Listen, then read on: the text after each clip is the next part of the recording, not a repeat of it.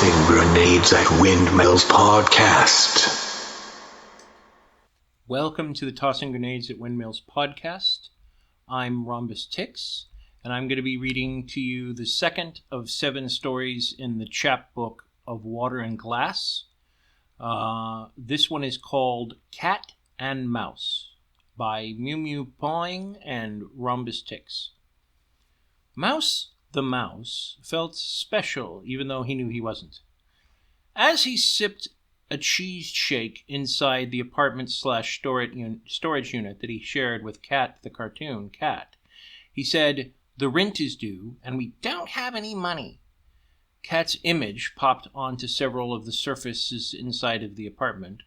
All 4 walls, the computer screen, the chair, the bathroom mirror, and the large Cat the Cat clock that Cat saved as merch from his days with Disney 2 centuries ago.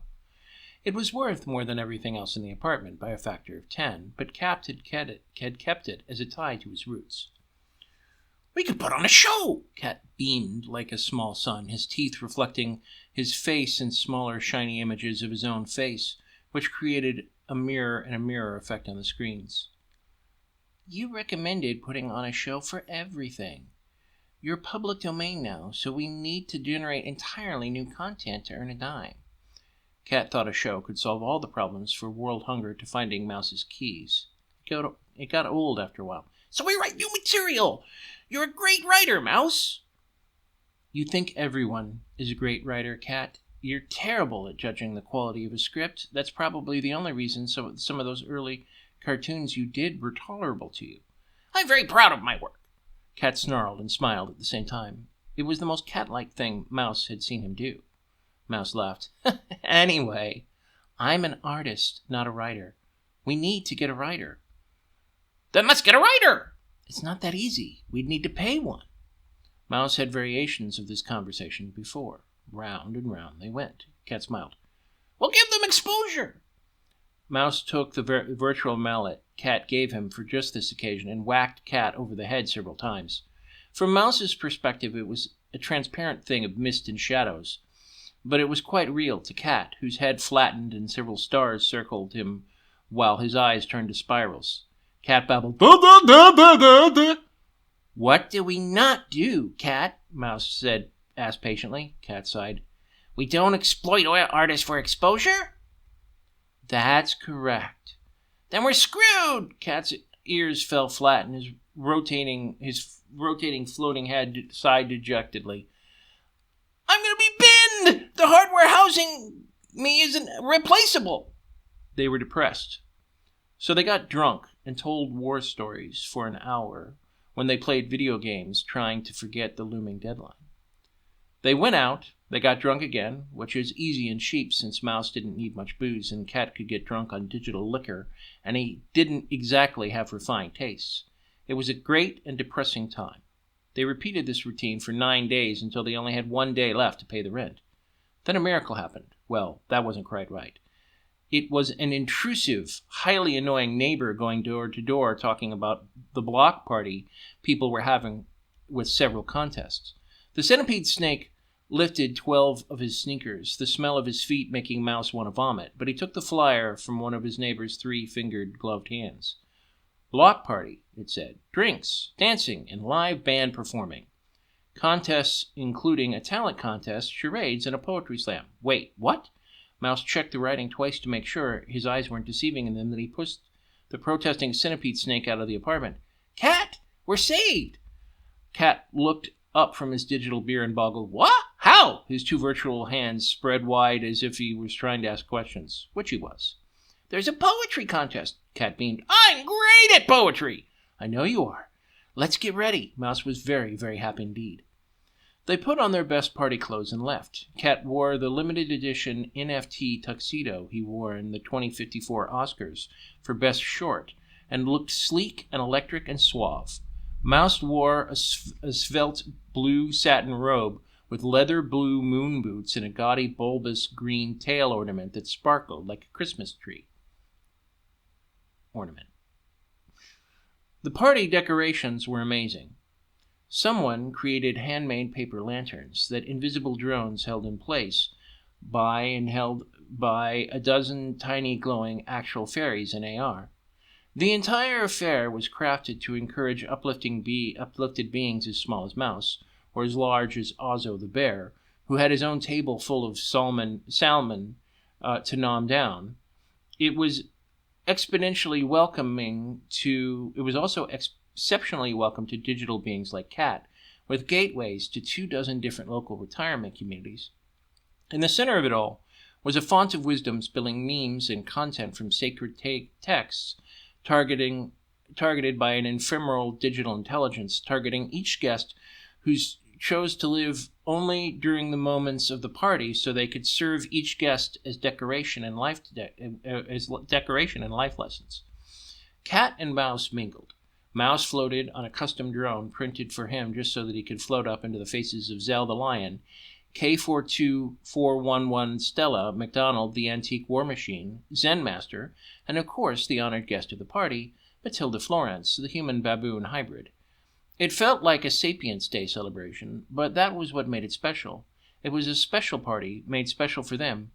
Karen 2000 was the perfect host and evolved to help each of their needs as they needed them.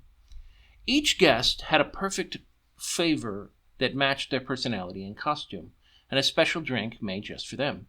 It helped everyone blend in and felt warm and welcome. Karen 2000 anticipated everyone's need perfectly.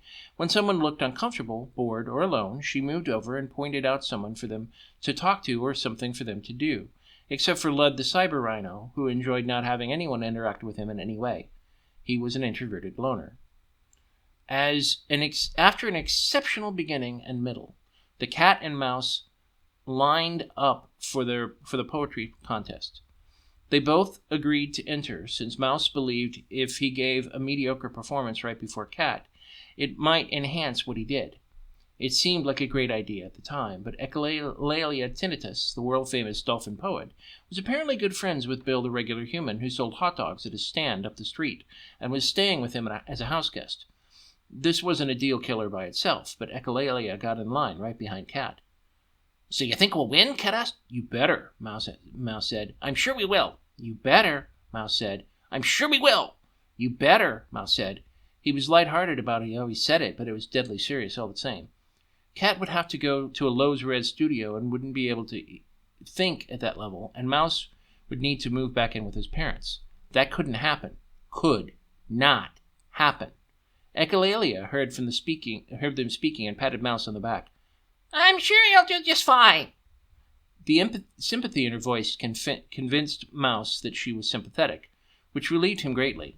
Echolalia could win this thing easily, but if she deliberately gave an off performance, then Cat could work his magic.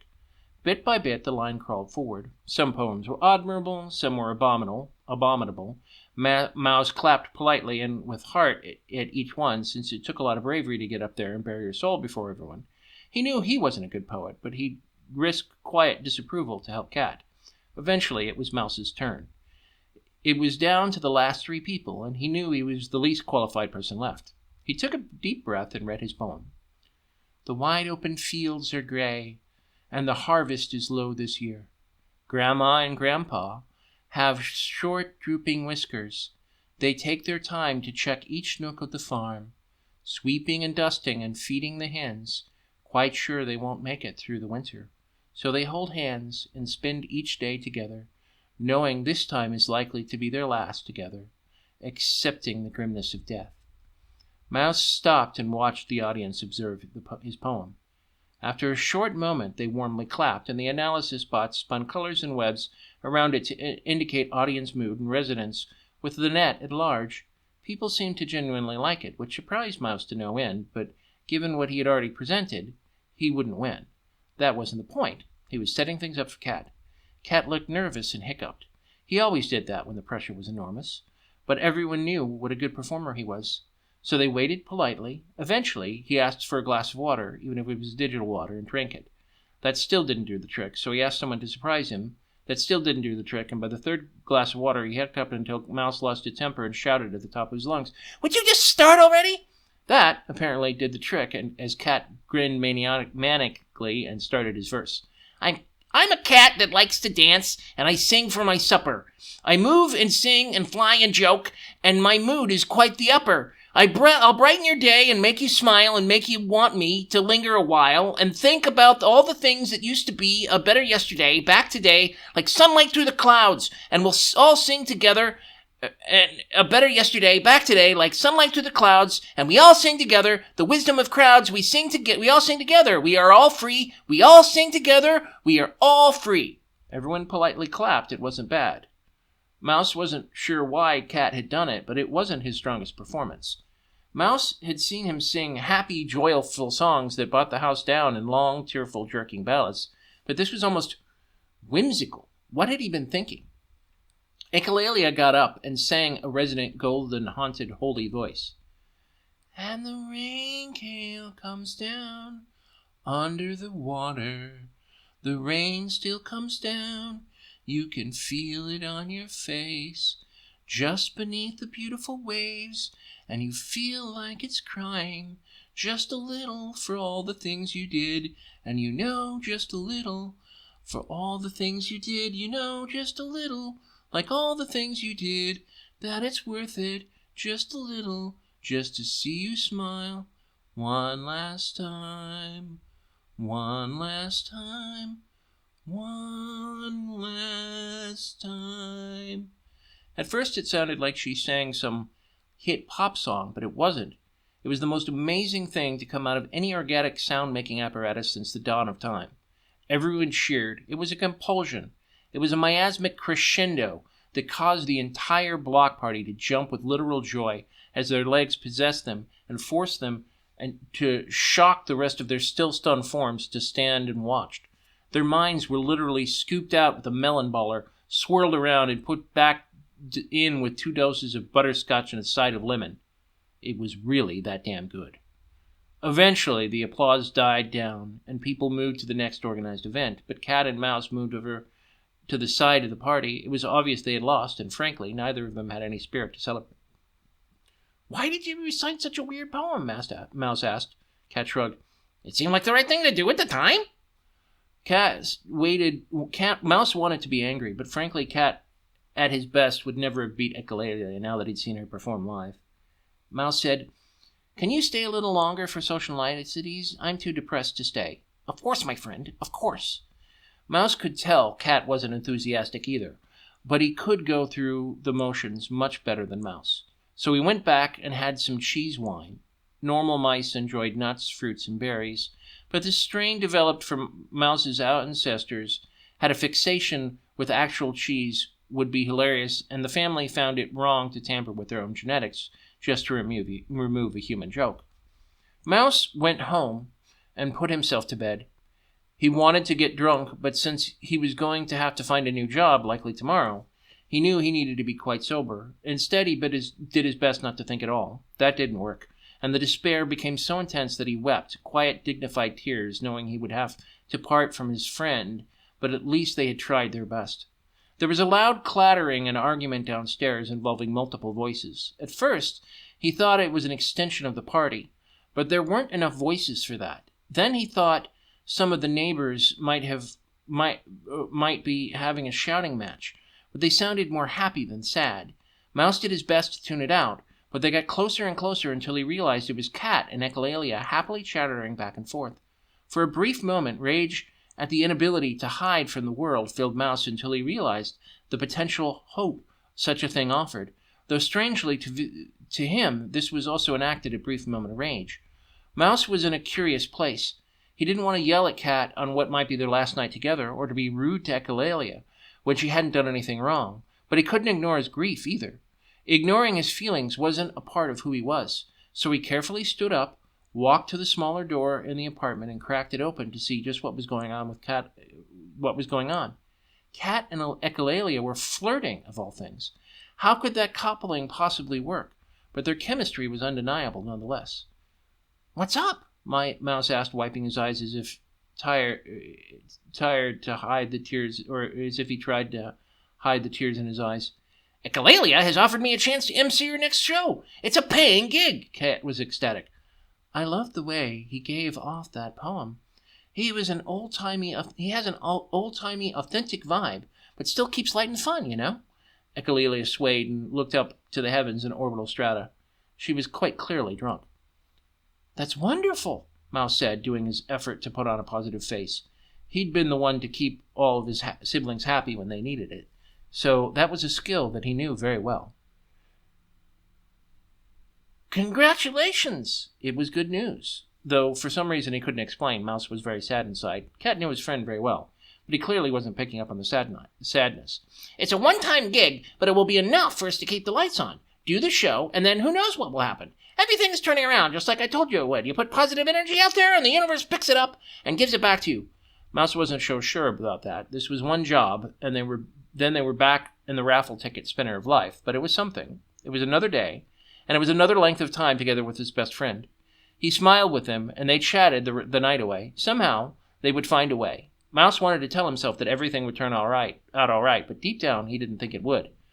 But he also smiled a little and told himself that even if it didn't work out with a happy ending, it did today, and that was enough for today.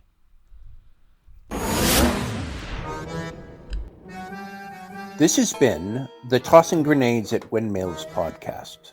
Buy my book, Have Name Will Travel, at Amazon and other markets.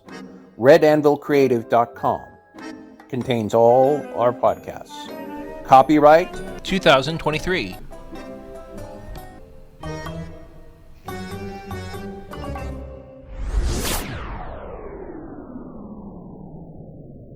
To fight the forces of evil!